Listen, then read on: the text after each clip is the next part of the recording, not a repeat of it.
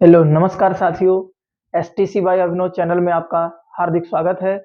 और आज हम आप सभी के लिए लेकर के आए हैं फिजिक्स से कक्षा 12 के एक और महत्वपूर्ण डेरिवेशन जो कि मोस्ट ही इम्पोर्टेंट है और पेपर्स में काफी बार पूछा गया है।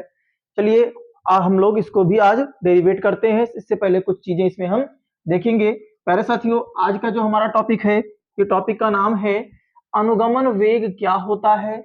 अनुगमन वेग क्या होता है और साथ ही में ये बताना है अनुगमन वेग के आधार पर ओम के नियम का निगमन। अनुगमन वेग के आधार पे ओम के नियम का हमको निगमन करना है। ये आज का हमारा टॉपिक है जो कि मोस्ट इंपॉर्टेंट है। परीक्षा की दृष्टि से अगर देखा जाए तो ये काफी बार परीक्षा में आ चुका है। तो दोस्तों ज्यादा देर ना करते हुए इसके बारे में सीखते हैं। चलिए, सबसे बड़ी चीज ये है कि क्वेश्चन पूछा गया अनुगमन वेग क्या है। बच्चों ये एक नंबर का क्वेश्चन हर एक पेपर में मैक्सिमम आता ही रहता है, अनुगमन वेग। अनुगमन वेग को एक अन्य नाम जिसको हम अपवाह वेग से जानते हैं और इसको अंग्रेजी में हम ड्रिफ्ट वेलोसिटी भी कहते हैं। Drift velocity. अब ड्रिफ्ट वेलोसिटी क्या होता है, इसको रिप्रेजेंट किससे करेंगे, अभी हम इसके बारे में और सीखते हैं। देखिए बच्चों, इसका जो डेफिनेशन होता है बहुत ही शॉर्ट है, इसको याद कर लीजिएगा, पेपर में आता रहता है। ध्यान दीजिएगा क्या कह रहा है कि विद्युत क्षेत्र के प्रभाव से, यानी कोई विद्युत क्षेत्र है, कोई विद्युत क्षेत्र के जो प्रभाव से किसी चालक में, ध्यान दीजिएगा, विद्युत क्षेत्र के प्रभाव से किसी चालक में, आ रहा है समझ में, विद्युत क्षेत्र के प्रभाव से किसी चालक में जो मुक्त इलेक्ट्रॉन होते हैं, चालक अगर वो धातु है बेटा तो उसके अंदर मुक्त इलेक्ट्रॉन जरूर होंगे। मुक्त इलेक्ट्रॉन मतलब कि वही जो फ्री इलेक्ट्रॉन्स होते हैं, फ्री इलेक्ट्रॉन्स क्या होंगे उसमें, जरूर होंगे। और उनका क्या होगा, विपरीत दिशा में, यानी जिस तरफ विद्युत क्षेत्र आया उसके अपोजिट डायरेक्शन में जिस सूक्ष्म नियत वेग से, एक सूक्ष्म नियत वेग होगा, उस सूक्ष्म नियत वेग से गति करते हैं, वही वेग अनुगमन या अपवाह वेग कहलाता है। समझ में आ गया बच्चों? क्या बात आया कि विद्युत क्षेत्र के प्रभाव से किसी चालक में मुक्त इलेक्ट्रॉन विपरीत दिशा में जिस सूक्ष्म नियत वेग से गति करते हैं उसको हम अनुगमन वेग या अपवाह वेग कहते हैं। इसे नोट कर लीजिएगा, इसे वी डी से प्रदर्शित करते हैं, बी और डी से प्रदर्शित करते हैं। और इसमें कुछ बातें हैं, ध्यान दीजिएगा, बी और डी से प्रदर्शित करते हैं। और क्या होता है, देखो ये जो वी और डी होता है, मुक्त इलेक्ट्रॉनों का जो अपवाह वेग होता है, ये लगभग ये अप्रोक्सीमेट का साइन बच्चों, लगभग 10 पर घात -4 मीटर प्रति सेकंड के करीब होता है। लगभग कितना होता है बच्चों, 10 पर घात -4 मीटर पर सेकंड के बिल्कुल करीब होता है। इसको हम अप्रोक्सीमेट मानते हैं, कोई एक्चुअल नहीं है लेकिन इतना सूक्ष्म ये होता है। क्या होता है, कांस्टेंट होता है, यानी नियत वेग होता है। और किस डायरेक्शन में, अपोजिट डायरेक्शन। किसके अपोजिट डायरेक्शन में, विद्युत क्षेत्र के। तो बच्चों ये चीजें आपको समझ में आ गई। चलिए अब हम क्या देखते हैं, कहना है अनुगमन वेग के आधार पे ओम के नियम का निगमन करना है। अनुगमन वेग के आधार पे ओम के नियम का निगमन करना है। चलिए देखते हैं बच्चों क्या करते हैं। हम इसके लिए क्या करेंगे, एक चालक लेंगे। क्या लेंगे बच्चों, एक चालक लेंगे। देखो इसको डेरिवेट करते हैं तो क्या करेंगे, माना एक चालक, माना एक चालक जिसकी लंबाई मान लीजिएगा स्मॉल एल। माना एक चालक जिसकी लंबाई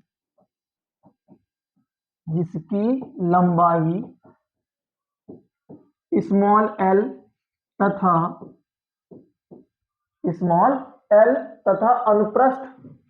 तथा अनुप्रस्थ काट का क्षेत्रफल, अनुप्रस्थ काट का क्षेत्रफल जिसको हम एरिया ऑफ क्रॉस सेक्शन भी बोलते हैं, रिप्रेजेंट करते हैं किससे, कैपिटल ए से। तो अनुप्रस्थ काट का क्षेत्रफल कैपिटल ए है। क्या लिया गया है बच्चों, माना एक चालक है जिसकी लंबाई स्मॉल एल तथा अनुप्रस्थ काट का जो क्षेत्रफल है वो कितना है, कैपिटल ए है। तथा चालक के, है ना, चालक इलेक्ट्रॉन का, तथा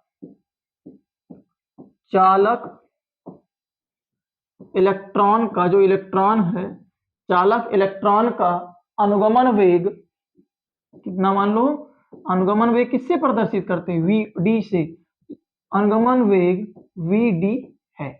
तो हम लोगों ने क्या माना प्यारे साथियों कि माना एक चालक जिसकी लंबाई स्मॉल एल है उसके अनुप्रस्थ काट का क्षेत्रफल कैपिटल ए है और साथ ही साथ तथा चालक के इलेक्ट्रॉन का जो अनुगमन वेग है वो कितना है प्यारे बच्चों, वीडी है। क्या है, वीडी है। यदि चालक, ध्यान दीजिएगा अगली लाइन से, यदि चालक, कोई बहुत बड़ा डेरिवेशन नहीं लेकिन इंपॉर्टेंट है, यदि चालक, अब यदि चालक के एकांक आयतन में, यदि चालक के एकांक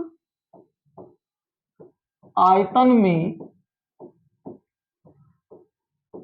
मुक्त इलेक्ट्रॉनों की संख्या, मुक्त यानी जो फ्री इलेक्ट्रॉन थे, एकांक आयतन में मुक्त इलेक्ट्रॉनों की संख्या, मुक्त इलेक्ट्रॉनों की संख्या स्मॉल एन हो तो, स्मॉल एन हो तो, अब देखो बच्चों क्या दे रखा है, यानी किसी चालक, यानी किसी चालक के एकांक, जो एकांक आयतन है उसमें मुक्त इलेक्ट्रॉनों की संख्या कितनी दे रखी है प्यारे बच्चों, स्मॉल एन दे रखा है। तो स्मॉल एन हो तो चालक में प्रवाहित धारा, तो वहां तो लिखा था, तो चालक में प्रवाहित धारा, अब चालक में प्रवाहित धारा क्या होगी, तो प्रवाहित धारा, धारा बराबर क्या होता है बच्चों, स्मॉल आइटा, आयु से रिप्रेजेंट करते हैं तो स्मॉल आई बराबर क्या होता है बच्चों, N E A V D, यान E A V of D. इसको इक्वेशन नंबर 1 मान लेंगे प्यारे साथियों, इसको कितना मान लेंगे, इक्वेशन नंबर 1, क्योंकि इसका जरूरत है। और साथ साथ अब चालक के सिरों पर विभवांतर, अब जो चालक है उसके सिरों पर विभवांतर, अब चालक के सिरों पर विभवांतर, चालक के सिरों पर विभवांतर, ध्यान दीजिएगा, चालक के सिरों पर विभवांतर, तो जो चालक के सिरों पर विभवांतर होगा वो कितना होगा बच्चों, ये होगा कितना, v बराबर कितना हो जाएगा प्यारे बच्चों, v ऑफ d, यानी वही vd, जो कौन सा vd, ड्रिफ्ट वेलोसिटी, इसको हम अनुगमन वेग कहते हैं, इंटू यम यल, और अपान क्या होगा प्यारे बच्चों, ई टॉ, ई टाउ भी कहते हैं, ई टॉ, ठीक।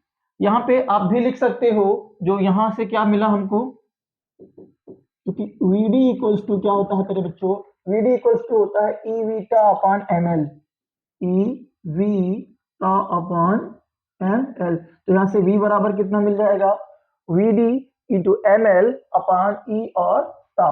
इसको इक्वेशन नंबर कौन सा मान लो बच्चों, इसको इक्वेशन नंबर दूसरा मान लो, इसको इक्वेशन नंबर 2 मान लिया। अब हम क्या करेंगे, समीकरण 2 को समीकरण 1 से भाग करेंगे। क्या करेंगे बच्चों, क्या करेंगे, अब ध्यान दीजिएगा, अब समीकरण 2 को,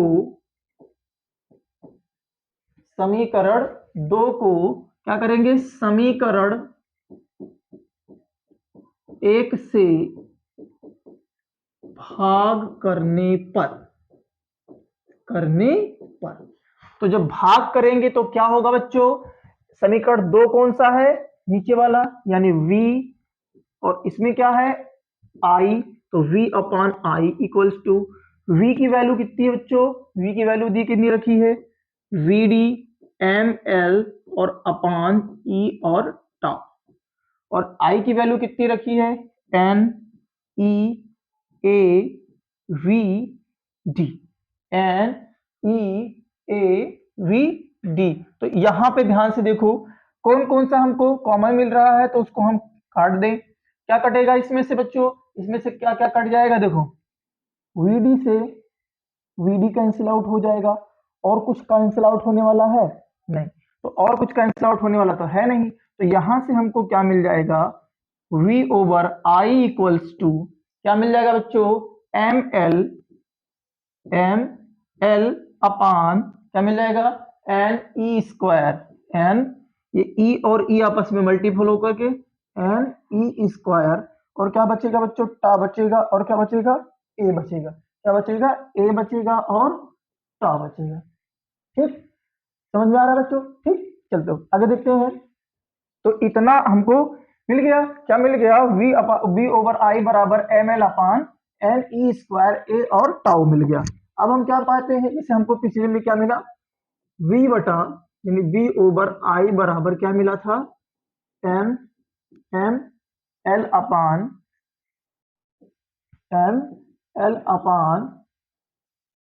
एन ई स्क्वायर ए और टाउ मिल गया था। तो अब इतना चीज हमको जब मिल गया तो हम क्या करेंगे, क्या करते हैं बच्चों, दिए गए ताप तथा चालक हेतु, कोई भी टेम्परेचर दिया गया तो दिए गए ताप तथा चालक हेतु, दिए गए ताप तथा चालक हेतु, जो कोई कंडक्टर जो हम लिया है उस कंडक्टर के लिए चालक हेतु क्या होता है प्यारे साथियों, है ना, चालक हेतु जो एम एल है, जो ये एम एल है और ये एन ई स्क्वायर ए और टाउ है, ये बच्चों क्या होता है, एक कांस्टेंट यानी नियतांक होता है। क्या होता है, नियतांक, यानी कि ये क्या होते हैं, कांस्टेंट होते हैं।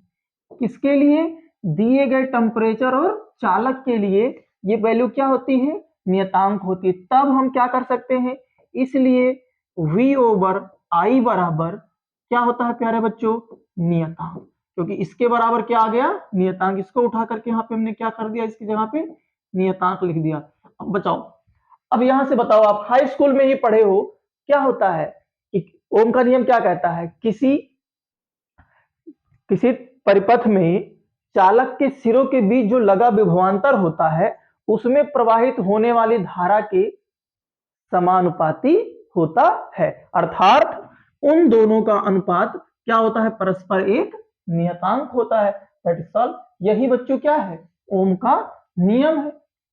आई बात समझ में। अब ये नियतांक और यही नियतांक क्या कहलाता है, कैपिटल आर, जो कि हम प्रतिरोध कहते हैं। तो यहां से v ओवर आई बराबर क्या हो जाएगा बच्चों, आर हो जाएगा। यही क्या है बच्चों बताओ, यही क्या है, यही ओम का नियम है, यही ओम का नियम है।